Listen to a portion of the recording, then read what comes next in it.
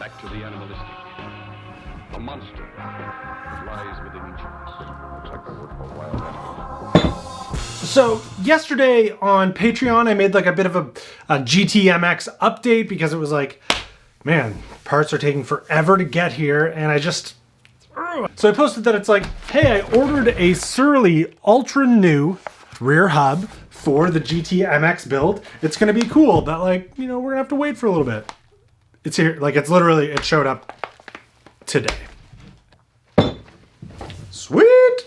Before I go any further, I just want to kind of like shout out Dominic at Veloz Royo. He is the one who got me this hub. Like it was like, thank you for always supporting the builds on here. Now, while I won't be building the new wheel with the Surly ultra new rear hub today, it does serve as the direct motivator for what it is I want to do with the GTMX today. See, I like that this is sent as like a sandwich bag, which is also funny because I thought the same thing when my new locally made Hilly Goose handlebar bag showed up on the doorstep yesterday. More on this later. See, in the case with this Surly hub, it is a thread-on freewheel, which means, of course, single speed, nice wide flange for like good spoke angle, nice strong wheel, but single speed vertical dropouts. That means there's no ability to pull the rear wheel to get a tight chain. You either A, have to run a tensioner, or B, figure out what the unicorn gear that's gonna go on as a combination will be to provide optimal chain tension. It's almost like we're revisiting videos from 3-4 years ago when we did the same thing with the Rawstercross. So before I go get a freewheel cog for this, I want to physically check the calculated chainring and cog size to make sure that the chain stays as tight as I think it's going to. And how do we do that? You may remember this website? This like app website is called Fix Me Up. It's eehouse.org. I'm gonna link it below. But basically what you do is throw in what chainring size you have. Now, I already have a 30 tooth mounted on this crankset that I'm going to use for the time being. I've measured the chainstay length of this thing out to about 440. So you just kind of enter those parameters into the app here with the wheel size. I don't really know why. And then generate. It's generating now. So I get here just slightly longer than 440 millimeters, 44 centimeters. A 30 by 15, so 30 tooth chainring, 15 tooth cog should wrap around that chainstay length, but I always like to just assume there's a little bit of fudge factor here and then physically check it to see if it'll work. So I assume there's like a 10% tolerance in either direction in my measurement. I've got a 15 and a 16 tooth cog here that we can try on this wheel, along with this 32 tooth, along with this 30 tooth chainring. We're gonna give the 30-15 combination a try, and we'll see how the chain comes out.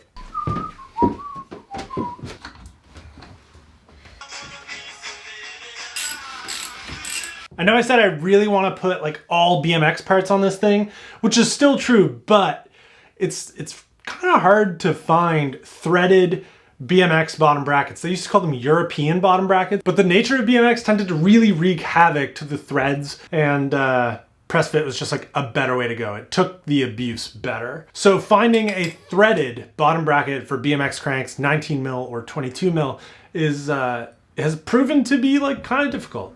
I have cranks that could go into that kind of bottom bracket. I just need to find it.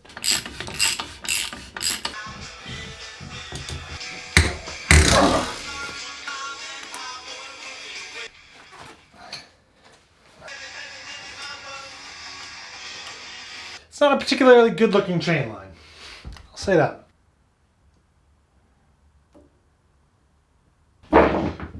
So the 15 tooth was like too small.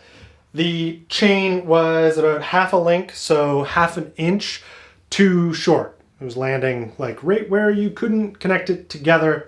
So it'd either be loose or it would never make it. I suspect the 16 tooth will not solve the issue.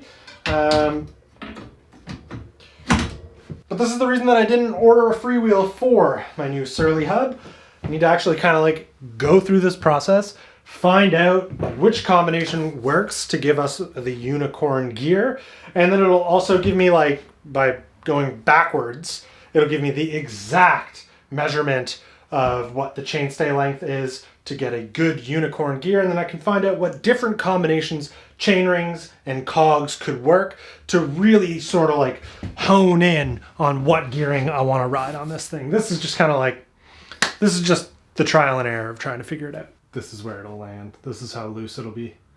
Not what we want. So looking at this for a 30 tooth chain ring at 43.5 centimeters, 435 millimeters, it looks like a 30-17 could get us there to a good chain tension. And then for a little bit of fudge factor, a really, really tight chain could possibly be a 30-13. So I'm going to kind of like, I'm going to peruse my cassettes for a 13 tooth and a 17 tooth cog that's just kind of like floating about. We'll see what we get. Really ugly 17 tooth cog. I'm like a little bit hopeful that the 13 fits, because 30-17 is just kind of like a, well, it's just too easy of a gear. The beauty of trial and error is you're eventually gonna find the one that works. And if your time, like mine, is worthless, it's basically free. It would be really tight, but it would work. I think to try and like come somewhat close to matching the way the gear inches feel on the BMX versus the GTMX, our 30-13 gear combination is actually our best bet. So 13 tooth cog is what I need. Can I actually get one? Oh, sweet. It's a BMX part. That's perfect. Why would I ever think that I could...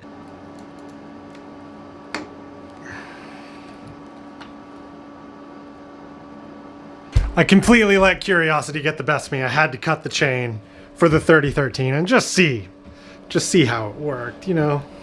Couldn't help it. Conceivably, we could actually like throw a couple parts on this thing and probably take it for a ride.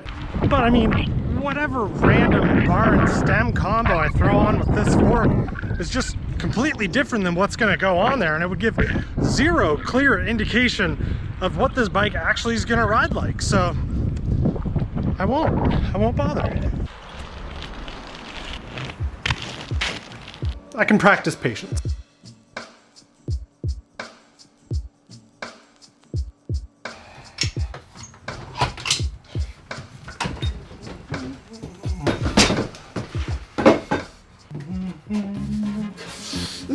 Okay, all right. My impatience knows no bounds. I'm just gonna show it to you.